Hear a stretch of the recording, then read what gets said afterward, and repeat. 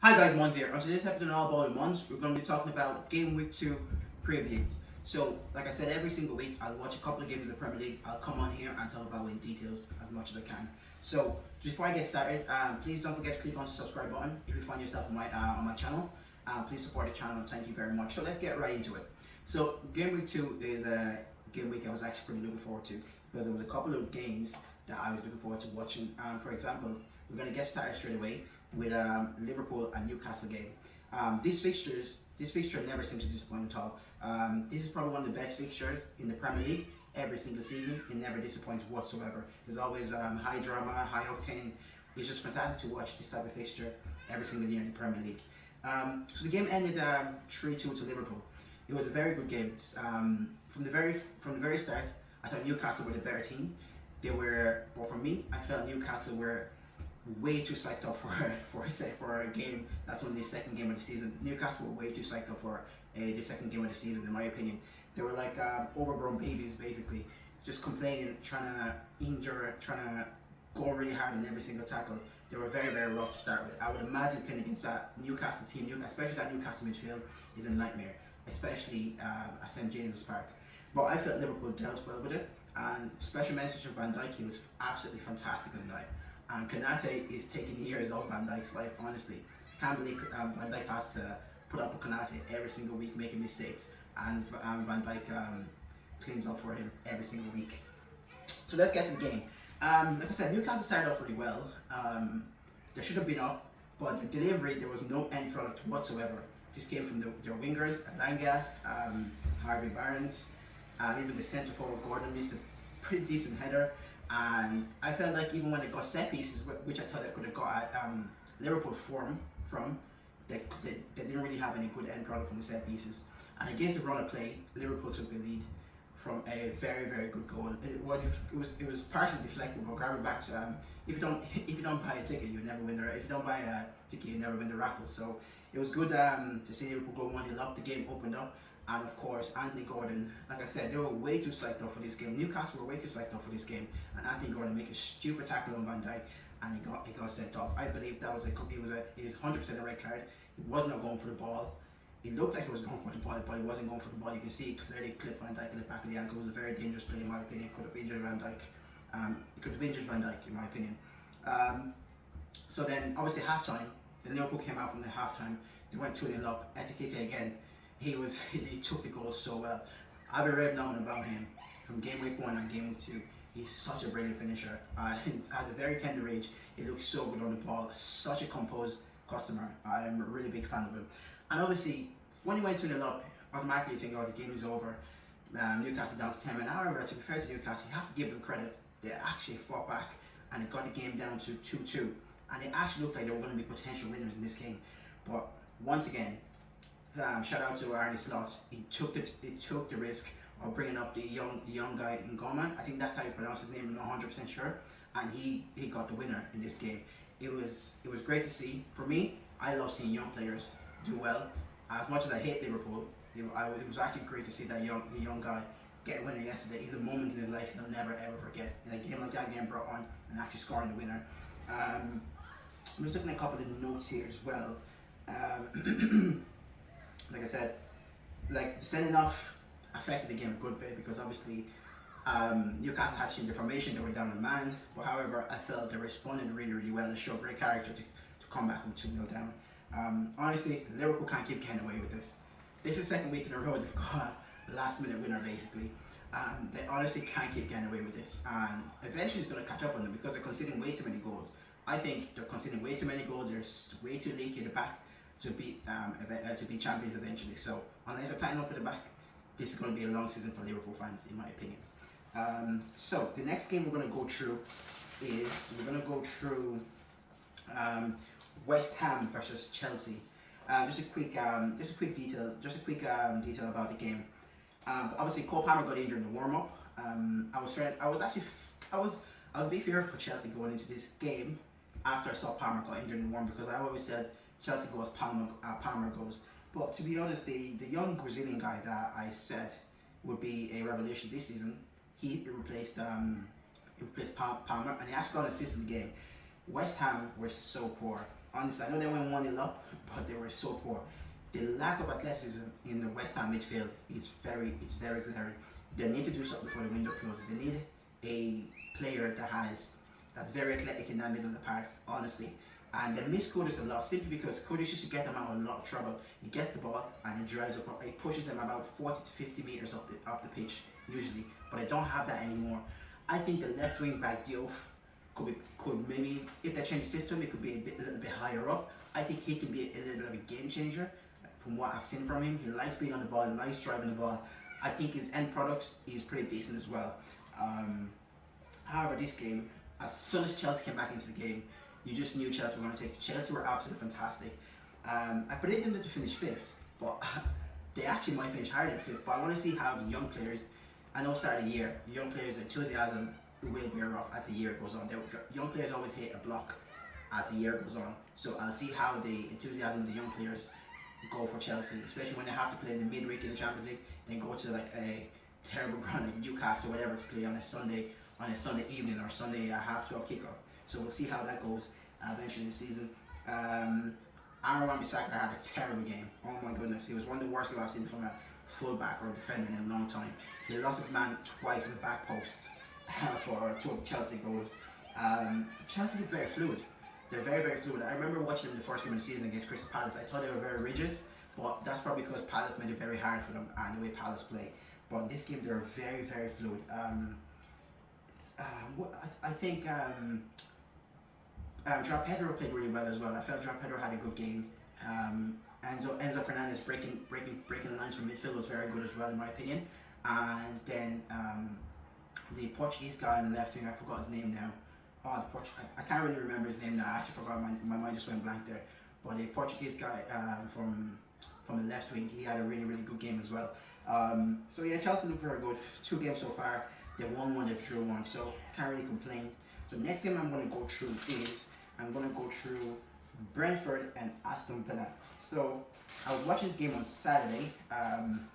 My pick for this game was actually Brentford to beat Aston Villa because after watching Aston Villa against Newcastle, Villa had no quality at all in the final third. They were toothless. They literally had no quality at all. So everyone that was onto me about my prediction about Brentford beating Aston Villa, take that because Brentford actually won this game, and I was so happy to see Brentford win. And also, I'm going to be supporting Brentford this year simply because they have Keith Andrews as the manager, and I want to see an Irish manager do well in the Premier League. I hope they stay up because they're about to sell all their best players, and if Keith Andrews does stay up with this team, it's going to be a phenomenal achievement for him, in my opinion. So let's get quickly to the game. Brentford had a good start. The game plan obviously for Brentford was to sit back, soak up the pressure, and counter-attack Villa at every chance they got. So they got Ouattara from Bournemouth. I thought the price tag on him, I think it was over 40 million they gone for. I thought it was very expensive, but however, he repaid him in this game. He got the first goal from a flick on from the centre forward that was injured last year as well. And obviously, it was the keeper saved the first shot, and then he got a rebound and he scored. After that, you could just see Villa were on top of them. However, Villa just lacked the cutting edge. There was no, I expected more from Morgan Rogers and Tielemans and Watkins. Watkins wasn't really making a run in behind. It wasn't really stretching them. Watkins' game is stretching the centre halves, dragging them all around the place, ragdolling them for 90 minutes. But he wasn't really doing that this game, and didn't do it in the first game of the season either. So I am a little bit concerned for Aston Villa in that regard. So where are the goals going to come from?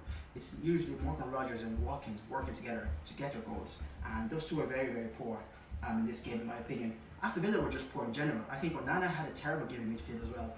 And Tielemans, I expect a little bit more from him, a little bit more composure, because that's the type of customer he is, but he was very poor, in my opinion. And just, Villa dominated all the possession, but there was just literally no penetration from them whatsoever. I can't remember them having one clean chance throughout the whole game. But like I said, I'm delighted for my guy, Keith Andrews, an Irish manager. I hope he does well in the Premier League. I hope he stays up, and it'll be a phenomenal achievement for him if he stays up in the Premier League. That's all about that game. And the last opponent game we're going to go on to is, of course, Man United and Fulham. I felt Man United had a very good start in this game. Cunha could have had 2 or 3 goals to start off the game. I felt he should have scored the one-on-one chance they missed that the keeper saved. It was a good save by the keeper, but one-on-one chance goals. Come on, you should be bearing those type of chances.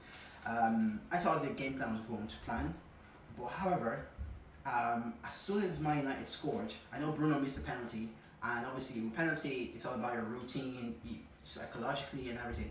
But I believe Bruno should not have let the referee annoy him that much, in my opinion. For me, that was very poor from Bruno. He should have buried that penalty. However, United went 1-0 up. We went 1-0 up in that game. I was impressed after the first 20 minutes. I was very impressed by United. My United. And after that, I wasn't impressed at all. Like, they didn't really play the little interchange of passing that they were doing, like little link-up plays they were doing in the first 20 minutes. After that, they didn't really do that in the game at all, which I found very confusing because that was working. And obviously, it's just very questionable decision from Amorim again going forward. Like, you're 1-1 in the game. Like last night, you see start bringing on attackers to try and win the game, but then you see Man United bringing on two centre halves, for example. Like Man United are bringing on two centre halves to try and win the. Like, what is that about? You're bringing on Maguire and Aiden Heaven, like when you need a goal. Like, it makes no sense whatsoever. Like, to me, Amorim needs to like just bite the bullet, play 4-3-3, fit Meno, Bruno, and Casemiro into that team. There's no way Meno should be on the bench while a player like Ugarte is coming on, getting minutes ahead of Meno. That's completely unacceptable in my opinion. And also Sesko, Big Benjamin, my guy. You need to you need to cop like Big Benjamin, man. Come on, you need to just let Amorim need to just play Sesko, in my opinion. The guy needs game time. He needs to just get on with it. I know he missed a little bit of preseason, but Amorim needs to play Sesko. Just play from the start. Let him have those minutes, and you'll see the rewards in about 2 or 3 weeks time, in my opinion. That's pretty much it for me for Man United. Like the game ended in a draw. I know we didn't lose, but it ended in a draw. Like, Amorim has no plan B. Like, it's just so easy to get past the Man United midfielders playing the two. Like, I personally don't believe you can play two in the midfield nowadays. I think you need 3 in midfield.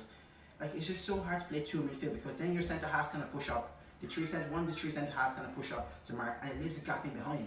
And you can see Fulham were just trying to drag Man United centre halves out to play the ball in behind every single time. I don't know. I just very what's going to happen? Like, we cannot afford to fall this behind early on in the league. We can't afford to write off another league campaign again.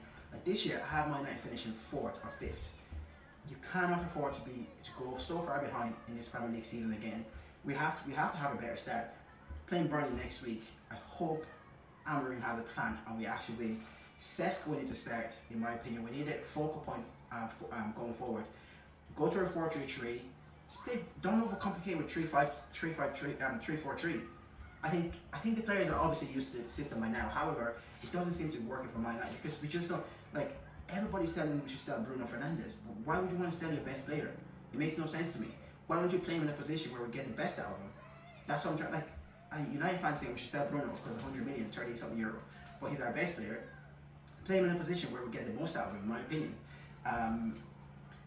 That's pretty much it for this week on the game review. I'm gonna go through a couple of other games. I didn't really watch them, I only saw highlights. Like I said, Gokaresh, last week I said once you start, I told everyone to get their jokes off on Gokaresh early because once you start scoring, he's never gonna stop scoring. Of course, he scored 2 goals over the weekend. Arsenal looked very good, to be honest, against Leeds. I feel like they're champions elect. I have them as my favourite to win the league. Palace and Forest, draw a fair result. Ndoye, again, another goal contribution. Eze has left Crystal Palace. It's going to be a very tough season for them unless they replace him with a pretty decent player, in my opinion. Everything we're always going to win at home, in my opinion. Grealish looked pretty decent. His first assist was very good. Ndiaye, my guy, he scored as well. Spurs and City, I didn't get to watch the game, unfortunately, but I saw some of the highlights. Spurs are very brave in the way they played City, which is very, very promising because I thought Spurs were gonna go to Etihad and just sit back and defend. But for some reason, it must be a psychological thing for Pep and Man City now that Spurs always have the number at the Etihad. It's a very strange thing to see. But shout out to Spurs. They had a brilliant win against Man City. They've had a brilliant start this season. They've had a very, very brilliant start this season. Unlike some managers, we need a whole summer, 18 months, and still can't get back-to-back victory. I'm not going to mention names though, but we all know what I'm talking about. So that's pretty much it at the moment. So my next video is going to be about my prediction for Game Week 2. If you make it to the end of the video, I do appreciate your support a lot. Thank you very much. Make sure to click on the subscribe button and don't forget to leave a comment below as well. Thank you very much.